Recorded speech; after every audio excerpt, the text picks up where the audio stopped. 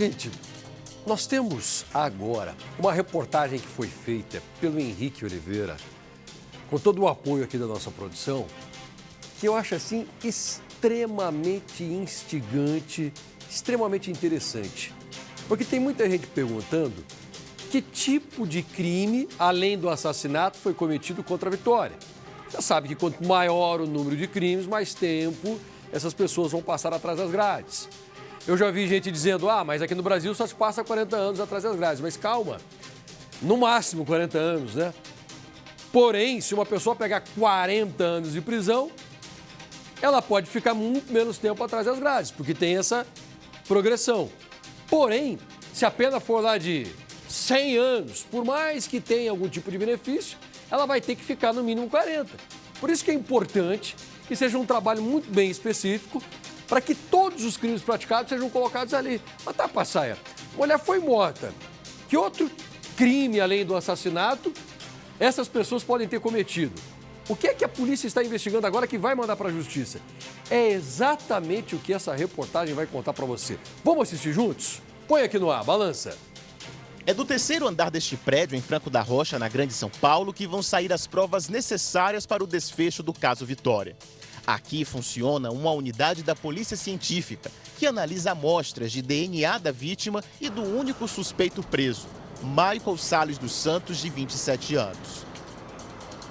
Enquanto os laudos não ficam prontos, os investigadores seguem nas ruas em busca de indícios que revelam a dinâmica do crime e a participação de outras pessoas que ainda não foram presas. Uma tarefa minuciosa, mas que vai comprovar que a morte de Vitória foi uma sequência de pelo menos 5 crimes. Primeiro a polícia tem que descobrir quem é o autor do crime, isso é o principal. A partir do momento que descobre o autor, a polícia vai atrás dos motivos e circunstâncias do crime. O corpo de Vitória Regina de Souza, de 17 anos, foi encontrado numa área de mata, na zona rural de Cajamar, na Grande São Paulo. A morte da jovem é investigada como homicídio qualificado. A perícia já confirmou que Vitória foi vítima de uma emboscada e torturada antes de morrer.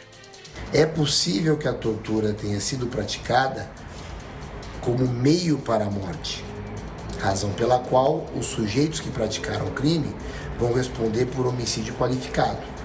Além da tortura, também vai qualificar o homicídio a questão de eventual emboscada.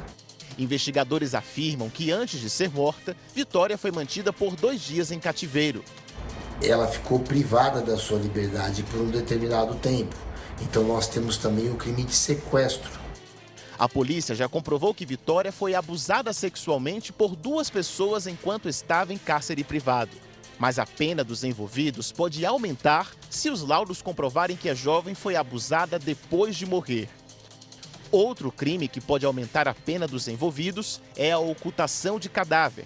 Vitória foi morta em um local diferente de onde o corpo foi encontrado.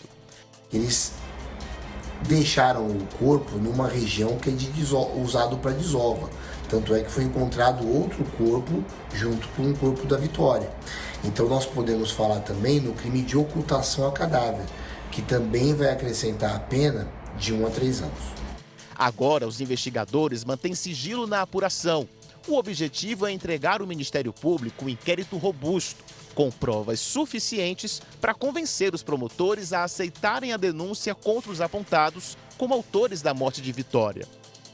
A morte da menina Vitória tem características muito semelhantes com a de outro caso de grande repercussão nacional. A morte da ex-modelo e atriz Elisa Samúdio. Ela foi sequestrada, torturada e morta. Na época, 3 envolvidos no crime foram julgados e condenados. O goleiro Bruno e os comparsas dele, conhecidos como Bola e Macarrão. Assim como no caso Vitória, a primeira denúncia foi de desaparecimento. Durante as investigações, o goleiro Bruno foi colocado na cena do crime. Acharam roupas queimadas e fraldas num sítio do goleiro no interior de Minas Gerais.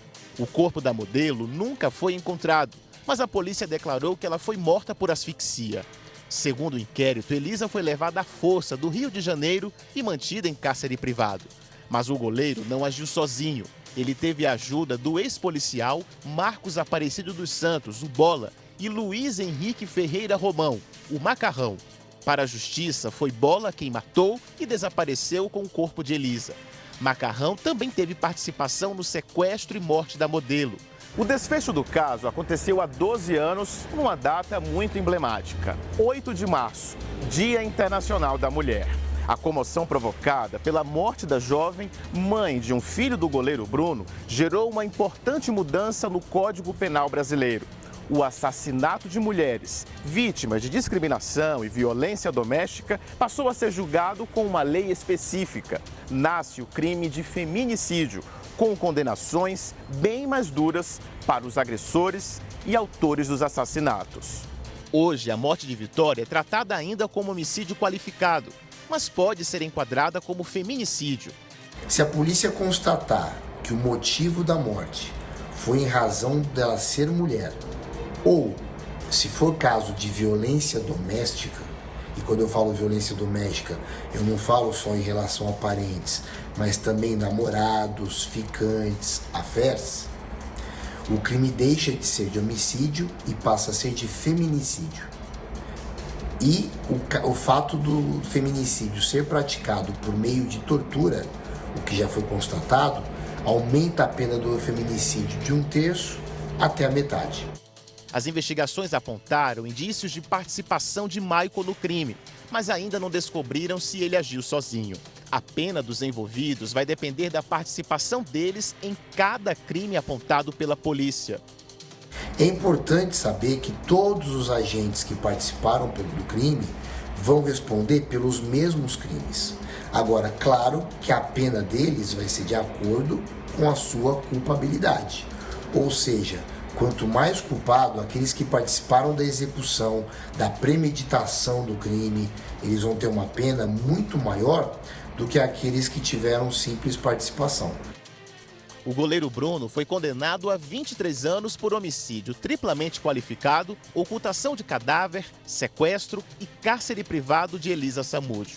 Ele está em liberdade condicional há 2 anos. O Bola foi condenado pela morte e ocultação de cadáver de Elisa e pelo sequestro do filho dela com o goleiro Bruno. Somadas, as penas dele deram 34 anos. Ele já cumpriu mais de 40% em regime fechado e atualmente cumpre a pena em regime semiaberto. Macarrão foi condenado a 15 anos atrás das grades por homicídio triplamente qualificado, asfixia e uso de recurso que dificultou a defesa da vítima.